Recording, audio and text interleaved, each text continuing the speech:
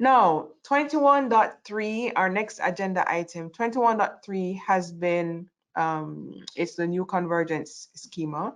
And right now I'm going to invite Elton, Mladenko, and Chris to come on camera because we're going to just have a fireside chat around the implementation of 21.3.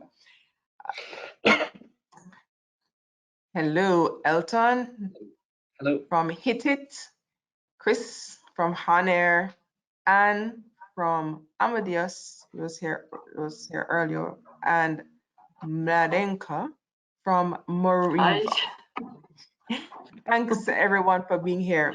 Now, just before we go into this session, just to introduce the topic, on the next slide, Jojo, there's one more slide, just click once. Great. We have shared this slide many times in the implementation forum, highlighting different drivers, both pull and push factors for an organization to decide when, if and when they actually, I should just say when, you migrate to a later version of the standard. Because I believe that most people would agree that you'd aspire to have the latest and greatest, and therefore there are going to be times when you make a decision to migrate, to deploy a new version of the standard. And if you click one more time, Jojo, the whole thing of convergence is actually around this one consideration, following the trend, and to ensure that we have interoperability supported across the industry. So what I'd like to do is to just invite my colleagues to first introduce themselves. Elton, I'd like to start with you. Thank you, Chanel. Yes, give us a heads up of your role.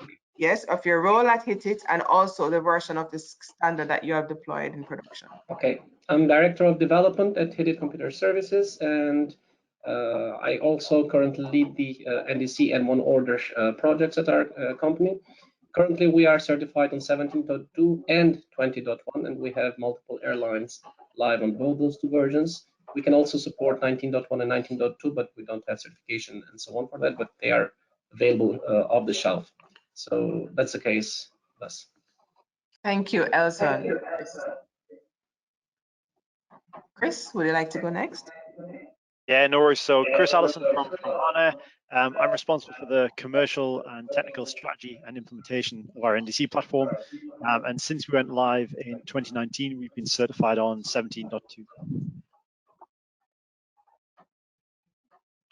Mladenko and then Anne. Thank you. Hello, my name is Mladenko Dan. I'm from Moreva. I'm Chief Innovation Officer, and I am in charge for our NDC and one order projects. So we certified several versions in time since we became live with NDC, latest one being 19.2, and we are preparing to move to a new fancy 21.3. Thank you, Mladenko. Anne? So me again. So I'm Anne Savini from Amadeus. So on my side, I'm currently driving the epic of 21.3 migration from our current version, which is 18.1, where we have been certified for Alta NDC as IT provider, working closely with my R&D and with the NDC expert and IATA, of course. Thanks, Anne. Now you're all preparing to migrate to 21.3, and you all you cover different aspects in terms of right across the value chain, whether it's a solution provider for an agent or an airline themselves. Now, what is your motivation for migrating? There obviously I showed some considerations earlier. It'd be interesting to just hear a couple of you share some of your motivations. I don't know, Elsa, if you want to start.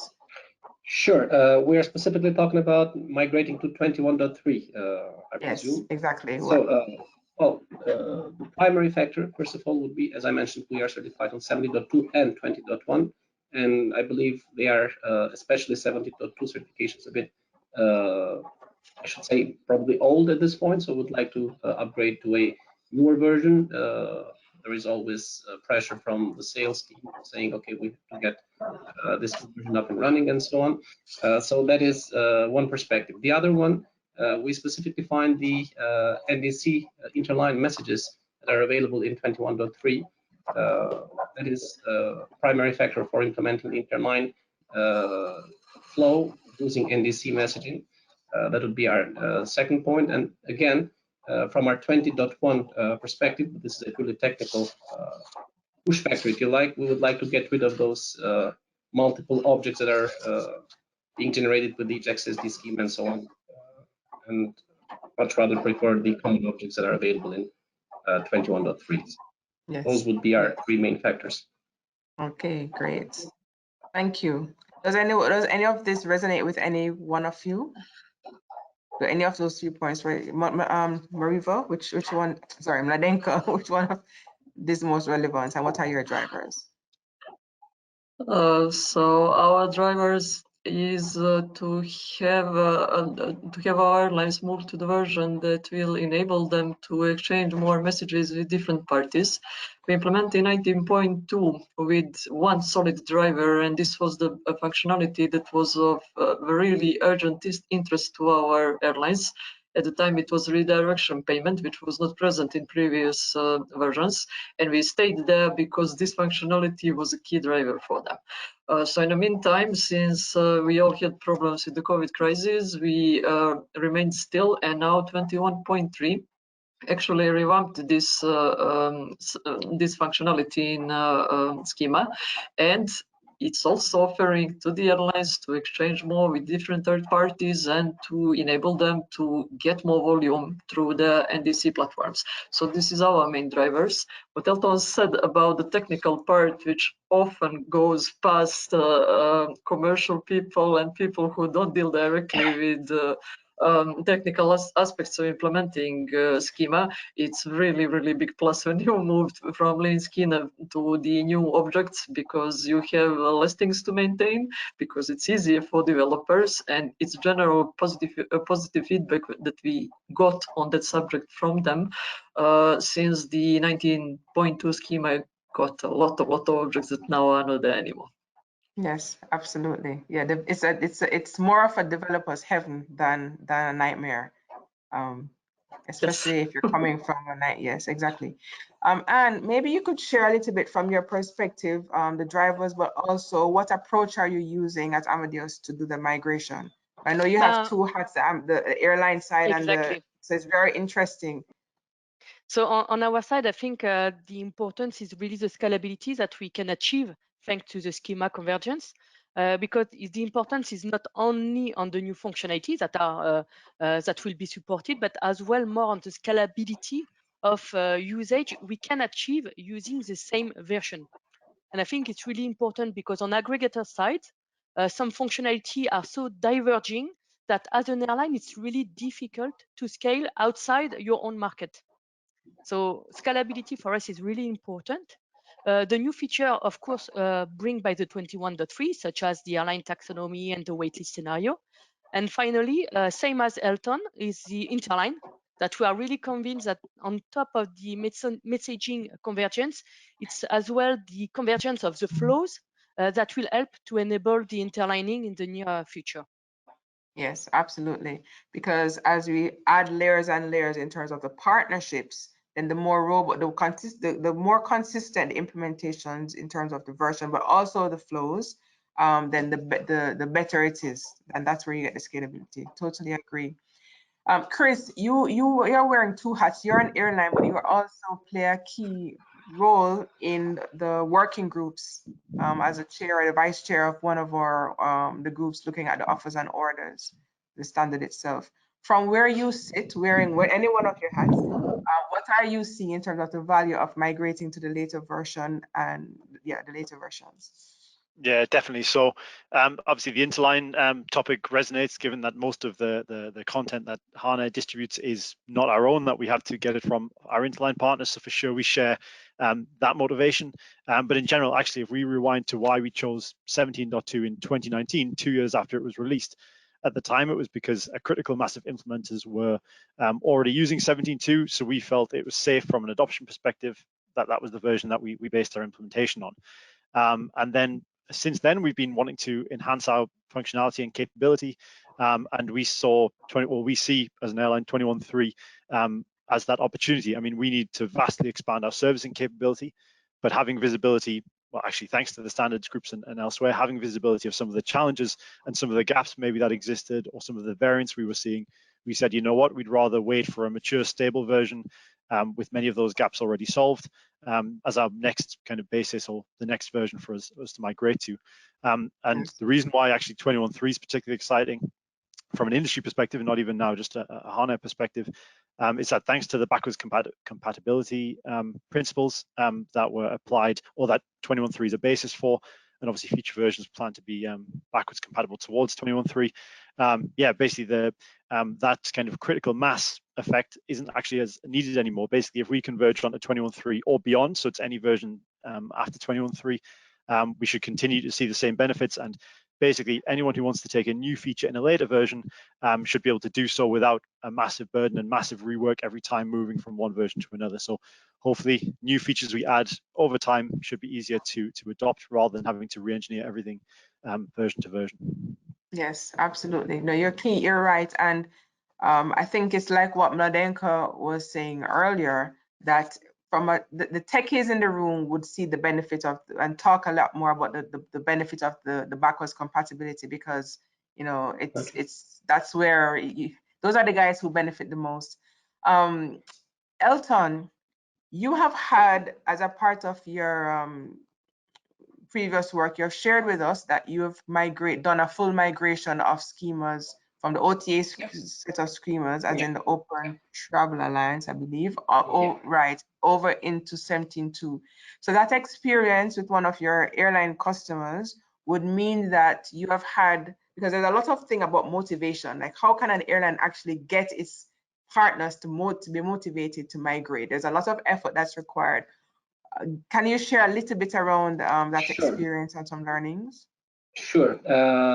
Yes. So I have also asked permission from the airline to mention them by name here, even though they are not present, unfortunately. It's Pegasus Airlines that we're talking about, and they were using our own proprietary format, if you'd like, but heavily influenced from the OTA, as in Open Travel Alliance schemas, for connecting different travel agencies. And it is a very important, it was and it still is a very important channel for the airline, accounting for something in the range of 25–30% of the total sales in terms of total traffic, probably even more than that.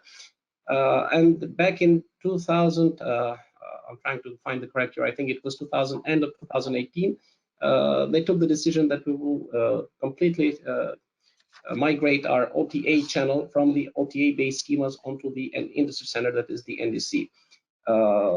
COVID came into play beginning 2020. The project actually itself took a bit longer than what we expected, but by the end of last year, that full migration process is completed, and all the, I think, close to 300 different travel agencies that are using the old OTA service are now live with NDC transactions on Pegasus. And as I said, it counts for roughly 25–30% of their total sales.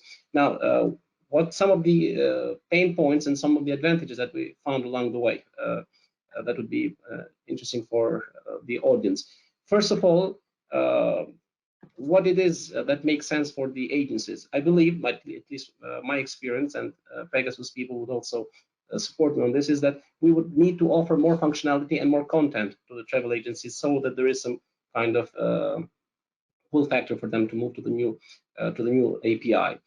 But as you do that, especially, and this is an outlier, so the range of the project that we're talking about, it was 2+ years. It was an outlier because of COVID taking place. If we're talking now for a new upgrade from 17.2 to 21.3, probably would be talking in terms of months, not years, I believe. But still, there is a need to cater to all different agencies and allow them enough time to progress from one version to another, especially when the big in terms of versioning is quite huge. And that would be the second point that I might mention. So try and make the migration process as smooth as possible. And then on top of that, backward compatibility should also be quite a huge benefit for the company. So to make sure that you are transitioning to a version which will at least help you or preserve you sufficiently and in a meaningful way from different releases and different changes to the format and to the schema that will follow, especially if we're talking about new releases every 3 months. You would not expect any travel agency, any player, unless it is one of the hugely technologically superior ones, to actually change their system every 3 months as you're doing that. So in a nutshell, those would be my main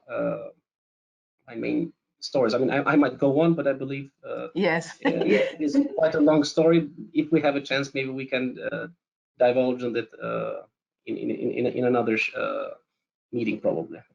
You know, thanks for that. No, but it's very important because it's not the technical part. It's very, very critical to the whole success. How to actually motivate and understand what are the pull factors for an airline's partners to actually migrate. Now, you spoke about new content and functionality, and I know that in the later versions of the standard, actually not only in 21.3, but from 19.2 and beyond, there are some new capabilities. So I don't know who, maybe a couple of you could probably share the approach that you'll be taking or you are taking to actually migrate some features that were existing in your previous, whether you're on 17.2 or 19.2 or wherever you were, and you're planning to migrate to 21.3. From a feature perspective, what's the approach that you're using to do that? The decision making, how do you decide what to do first? How do you build out your roadmap? Speak to those in the audience who are starting to think about it from that perspective. What advice would you offer? Who wants to go first? Okay. I mean, I guess I could dive in. I mean, it's no surprise to anyone who knows our APIs and knows our platform that we didn't actually have any much or any servicing capability via API. So already it's quite an easy decision for us to know what we have to focus on, because clearly that's a big gap for us. And like I say, we were really waiting for 21.3 because then we could put all of our efforts and investment into making the best 21.3 based servicing APIs that we could with best functionality behind. But yeah, so obviously it's a key driver for us. But one of the questions we have and we're answering at the moment is whether we can go down that route with the servicing capability in 21.3 while remaining in 17.2, for example, shopping and or order create, and whether this is a valid approach or not. We're actually still in that analysis phase. We don't think it's invalid, but at the same time, obviously we have an ecosystem to think about and whether or not that would be accepted outside of our own environment. Absolutely, because there is some complexity there in maintaining, and the last thing you want is to undermine some of the benefits of migrating. So you have to think carefully. And do you have a view around this point? Yeah, on our side, we have taken like two-axis approach regarding the migration to 21.3. The first one was really to first do like a iso-functional migration. When I say iso-functional, is to be less disruptive first, and right away do in the second phase all the new functionality. But during the 21.3 that we have already started on our side to develop, we try to fix and do all the quick wins that is bring by the new schema. So sometimes it's just some mapping things, so we do not need to develop anything on our side. We map, and we use this capability as well to do all the quick wins in the first phase. And in the second phase, we will more focus on the new features. This is our approach on our side so far. Okay, great. Thank you. Mladenka, did you have anything that you wanted to add to this? Our approach is also similar, and before version 21.3, and we are hoping we won't be in a position to do that after this version, we also had to focus on how do we map existing functionalities, specifically because there were changes to the schema which was significant for the core functionalities. So this was the first step for us, analyze on the technical side where are the differences in between two versions that we were having, making sure with priority we need to do not to break anything which is of core interest to any of our customers. Then airlines that work with us have quite how can I put it, quite active approach in our quite active role in our development, and they talk to us what they want to see first and which of the services are of most interest to them. So then we work closely with them and include the new functionalities that exist in the schema. So as I mentioned, E19.2, which again was not too popular in industry for the implementation, we still went ahead because we had a functionality that needed to be consumed and that we have a clients to do so. So this is kind of a quick approach. When it comes to 20.3, as stated again from the perspective of the developer, having backwards compatibility is really big point that would be motivational even if the schema itself did not offer functionalities that matter to our clients, because it really facilitates for future development and simplifies the business on our side. Absolutely, Can absolutely. I just add a You know, little as to yours, that? sure. Mladenka mentioned from the perspective of the developer, but it is also from the perspective of the airlines that backward compatibility is quite a huge win, because it gives you the possibility to stay on a fixed version without really worrying too much about losing current integrations and ultimately losing traffic and sales and all that thing, while you also leave your tech department, the provider, to focus on bringing more features, maybe with new versions, which, as it seems, it looks to me like it is inevitable that you will have to maintain multiple versions at the same time with the current rate of changes that we're talking about. Yes, no, that's true. You mentioned earlier to Mladenka, and we're winding down now. Providing tools, because you mentioned doing some data mapping, for example, or it was Anne, I know I can't remember who mentioned it. One of the ladies mentioned about doing some data mapping as a part of the exercise and, you know, having some quick wins. Are there any tools? I'm looking at the, well, just 3 of you are system providers, and are there any tools, whether it's mapping tools or any other tools that you're actually providing to any of your customers, or are they asking for anything that's helping with the transition or the migration? So on our side, we clearly know that the migration to a new major version requires efforts, assessment, and planning. And one of the biggest challenges that was previously raised is to have a kind of mapping document between versions. So we do not have specifically a tool, but as we have done the analysis on our side, we are working on this type of documentation that will help our customer to better assess and ease their 21.3 migration project as well. But it's Yes. really important that we provide this type of information to partners, because I think this is where for each providers, I'm not talking about us only, but partners that will do the conversion to 21.3 will need for each IT provider to know where to map to, at the end, have this schema convergence. Yes. Elsa, anything on your side related to tools that you're providing, or? Yeah, well, the one thing that we have seen work in our experience, at least quite good in practice, is that we provide each customer with a set of request response messages covering all the major flows that they would be interested in. And if you provide this for, let's say, the old version and the new version, then the mapping, even though maybe not explicitly, at least implicitly, is there. So this is how you used to do it in the old version, and this is how you need to do it in the new schema with a new release. And in our experience, at least, we found this to work quite well in practice. Great, thank you. Any other comments from Mladenka or from Chris? For us, it's also similar. We would provide the documentation to the client where are the differences, if there are some significant differences for them, meaning in their targeted functionalities.